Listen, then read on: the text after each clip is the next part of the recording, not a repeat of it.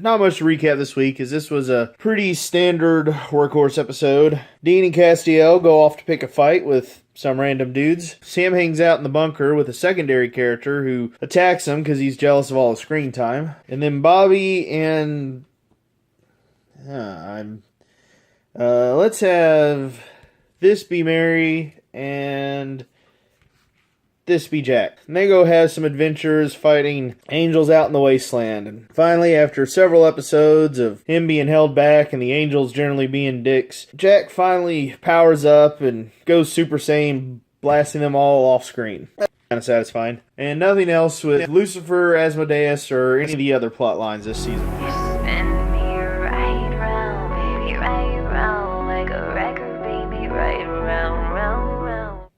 All in all, I'd give this episode a 3 out of 5, but a 3 out of 5 plus. It actually ends up being really good for what it does. I only have 2 really main complaints. Dean and Castiel's little fight arc, while entertaining, and I do enjoy that the show is having action sequences again, with them beating guys up. It bugs me when a lot of these shows introduce an idea that's really interesting, that begs to be explored, only to have it just serve as a side plot to the episode. In this case, Gog and Magog, but Star Trek now and then, Buffy and Angel seem to do it quite often. It's kind of a hallmark of Joss Wink. My only other complaint has to do with angels and some conceptual stuff going on in the alternate world, but that gets more complicated and could be a long rant, so I'll just stick it down in text on the blog. You can see the link below, or just read if you're watching this there. Of course, it's always great to see Bobby, because Jim Beaver just has a great charm about him, and Mary Winchester, I find, is actually becoming more compelling as she's been stuck in this world. She clearly seems to be a character that they work better with her when she has a challenge ahead of her. And I'll also admit, I'm kind of intrigued with just these 3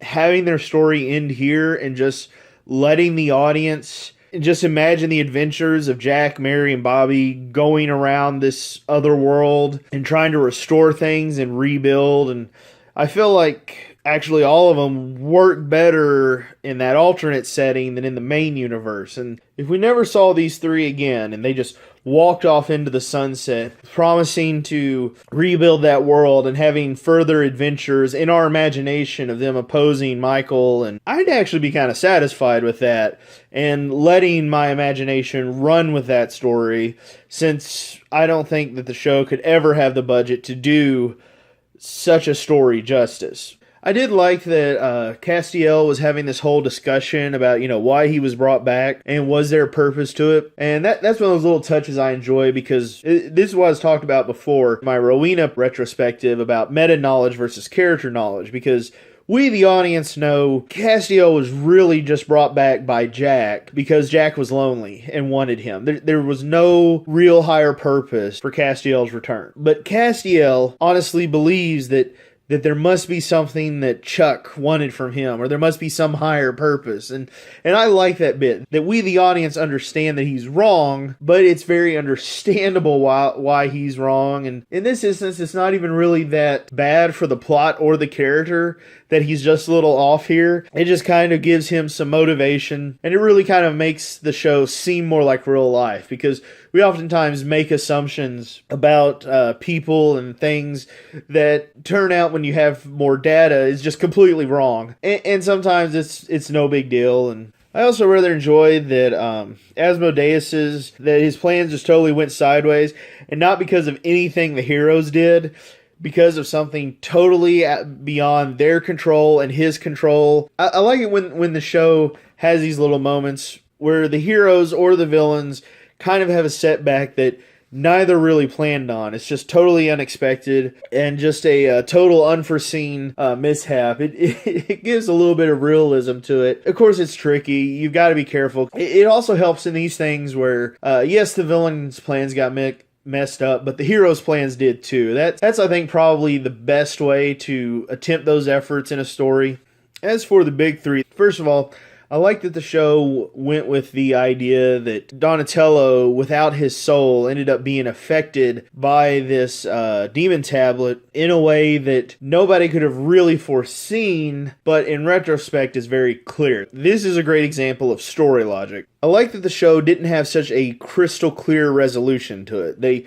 They set up a situation that is really kind of thorny because we can't really just kill this guy. It's not exactly his fault that he's become evil this way. Mara's sucking out his soul and the demon tablet effect on him. I mean, all this is no fault of his own. He doesn't really deserve to die, but he's now become such a danger and a threat that we can't really just restrain him somewhere. Probably can't even put him in the place where Gog and Magog were because he knows how to get out. So it really sets up a thorny situation without a clear answer. And I love it when these shows do that, where they bring up ethical dilemmas that can be debated among the audience, and we can't really say, oh, well, it should be this or it should be that. Did Castiel make the right choice? There's factors in favor of it, and there's factors against it. It's not so easy to just say, well, he was right or Dean was right. I like that the show can have these moments where it reveals that even in a world with very clear black and white, that there is still color and things can still be complicated ethically and morally. And that the show just doesn't come out and preach to us what the right answer is.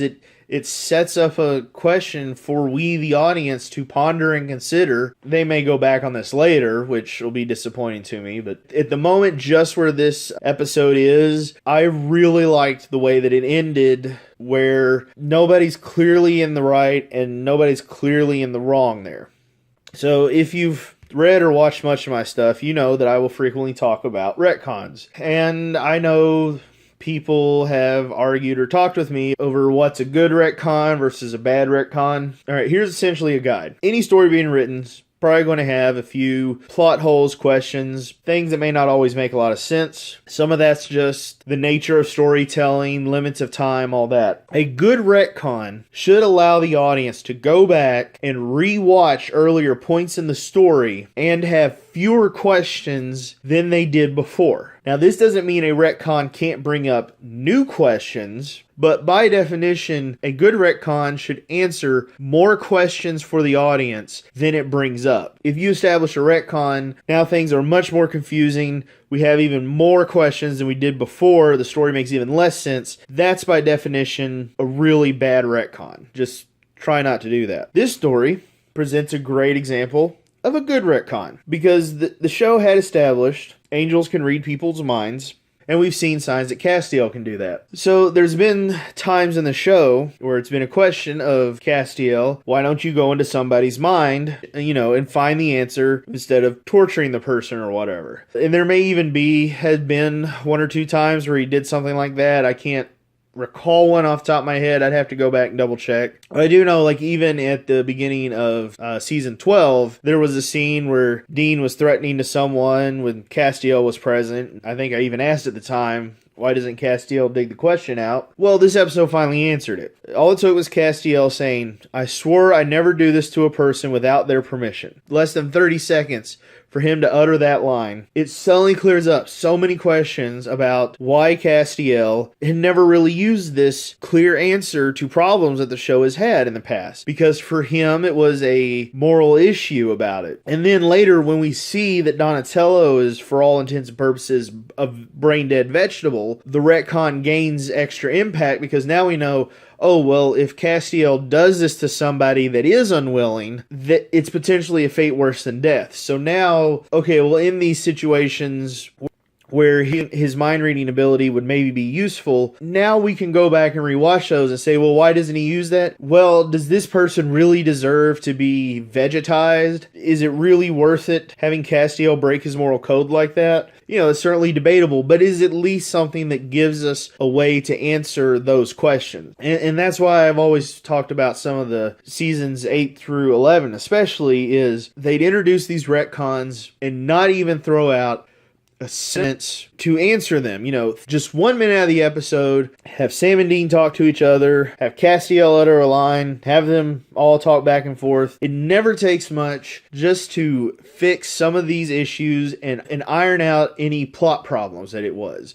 That's partially why I'm liking Season 12 and Season 13 so much more. In these instances, you can at least see the writers putting in that effort of just 1 minute out of the episode fixing a retcon. And that's all I ever asked for, and this episode provides another great example of that. There's actually some irony that in this episode, the larger, bigger aspects, the fighting Gog and Magog, the adventures in the other world, fighting Michael, all of those little bits of the episode, in general, those moments I found the least satisfaction in, didn't enjoy as much. But ultimately, what I enjoyed more in this episode were the smaller moments. Moments of character, things twisting both the heroes' and the villains' plans, the ethical questions, the moral dilemmas. All that is ultimately what I liked best this episode. But then, that's just my opinion. See you guys next week.